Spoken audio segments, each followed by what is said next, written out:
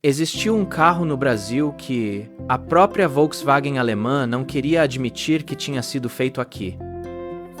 Um carro tão baixo, tão elegante, tão diferente de tudo que se via nas ruas brasileiras dos anos 70, que muita gente jurava que era um projeto italiano disfarçado. Mas não era. Era 100% brasileiro. Nasceu em São Bernardo do Campo, foi desenhado por brasileiros, montado por brasileiros e hoje está guardado com honras no Museu da Volkswagen, na Alemanha. O nome dele é Volkswagen SP2.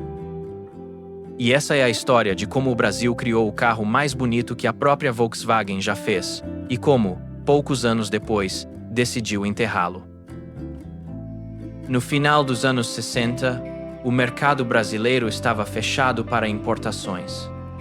Quem quisesse um carro esportivo tinha praticamente uma única opção séria, o Karmann Ghia. Só que existia um problema.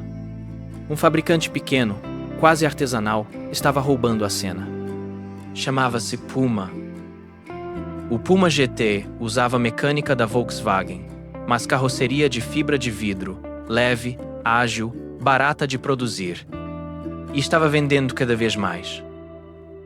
Dentro da Volkswagen do Brasil, alguém percebeu algo incômodo. Se um fabricante pequeno conseguia fazer sucesso usando peças VW, por que a própria Volkswagen não fazia o seu próprio esportivo? O homem por trás dessa decisão se chamava Rudolf Leiding, um executivo alemão que na época comandava a Volkswagen do Brasil com um nível de autonomia que nenhuma outra filial no mundo tinha. Leiding fez algo que nunca tinha sido feito. Criou o primeiro departamento de estilo da Volkswagen fora da Alemanha. Aqui, em São Bernardo do Campo. E colocou a missão nas mãos de dois nomes que hoje fazem parte da história do design automotivo brasileiro. Márcio Piancastelli, o chefe de estilo, e José Vicente J. Martins, responsável pelos primeiros esboços. O projeto ganhou um codinome que parecia coisa de filme de espionagem: Projeto X. Em 1971, o protótipo foi apresentado na Exposição da Indústria Alemã no pavilhão da Bienal do Ibirapuera e causou impacto imediato. Linhas baixas, perfil arrojado, um desenho que parecia ter saído de um ateliê italiano. Ninguém esperava aquilo vindo de uma equipe brasileira, formada havia pouco tempo. Em 1972, o carro chegou às concessionárias com um nome curto: SP. Alguns dizem que as letras vêm de São Paulo. Outros defendem que significam Sport Protótipo.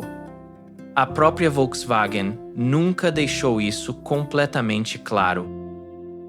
Vinha em duas versões: o S-Pum, mais simples, mais barato, com motor 1,6 e 65 cavalos. E o SP2, o irmão completo, com motor 1,7 e 75 cavalos, painel rico em detalhes, velocímetro, conta-giros, acendedor de cigarros. E aqui está um dado que praticamente ninguém lembra. O S-Pum quase não existiu na memória popular. Foram produzidas apenas 88 unidades. Tão raro que durante anos várias pessoas duvidavam que ele tivesse sido fabricado de verdade. Muitos dos poucos S-Pum que saíram de fábrica foram depois transformados em SP2 pelos próprios donos, com uma conversão relativamente simples. O carro que ficou na história, então, foi o SP2. E ele era, sem exagero, um espetáculo visual. Com apenas 1.158 milímetros de altura, o SP2 se tornou o carro mais baixo já fabricado no Brasil. Rodava rente ao chão, quase deitado, e chamava a atenção só de passar. A revista alemã Hobby chegou a chamá-lo de o Volkswagen mais bonito do mundo. Se você seguiu até aqui, já percebeu que essa é uma história cheia de orgulho nacional. Mas fica com a gente, porque agora começa a parte que a Volkswagen não gosta tanto de contar. Antes disso, se você é apaixonado por carros que o Brasil esqueceu, clica em inscrever-se agora. Esse canal existe para resgatar exatamente essas histórias. O problema do SP2 não estava na beleza. Estava debaixo do capô. A revista Quatro Rodas, ainda no primeiro teste do carro, resumiu tudo em uma frase que doeu na equipe de design. Este carro bonito, que poderia ter sido criado no estúdio do mais famoso estilista italiano, tem uma mecânica resistente, mas de desempenho muito limitado. Na prática, o SP2 levava 13 segundos para chegar aos 100 km/h. Para um carro vendido como esportivo, isso era quase uma piada. E não demorou muito para as pessoas nas ruas começarem a brincar com as iniciais do carro. Diziam que SP na verdade significava sem potência. O motor era o mesmo bloco refrigerado a ar usado em outros modelos VW da época, o mesmo tipo de motor que equipava o Fusca. Só que puxando uma carroceria maior, mais pesada, mais sofisticada. O resultado era um carro lindo de se olhar, mas que na estrada não conseguia acompanhar a própria aparência. Curiosamente, o principal rival direto, o Puma GT, enfrentava o mesmo motor, mas com uma vantagem enorme. A carroceria de fibra de vidro do Puma era muito mais leve que o aço do SP2. Isso significava mais agilidade, com o mesmo motor. Dentro da própria Volkswagen, uma equipe tentou consertar o problema. Nasceu o projeto SP3. A ideia era colocar um motor 1,8 refrigerado a água com 100 cavalos emprestado do Passat TS. O protótipo chegava a 180 km/h. Parecia que finalmente o SP teria a potência que sempre mereceu. Mas o projeto nunca saiu da fase de protótipo dentro da fábrica. Os custos para viabilizar a produção em série foram considerados altos demais. Uma concessionária paulistana, a Dacon, chegou a oferecer conversões de SP2 comum para a especificação SP3. Só que o preço da conversão era tão alto que praticamente ninguém pagou por isso. E tinha ainda outro obstáculo, talvez o mais decisivo de todos: o preço de fábrica. Em novembro de 1972, um S1 custava 28.900 cruzeiros. O SP2 saía por 30.900. Para efeito de comparação, um Volkswagen TL custava 21.795 cruzeiros. E um Chevrolet Opala Luxo 4 cilindros, considerado um carro de família bem equipado, não passava de 28.665. Ou seja, o SP2 custava mais caro que um Opala e entregava menos desempenho que muitos carros populares da época.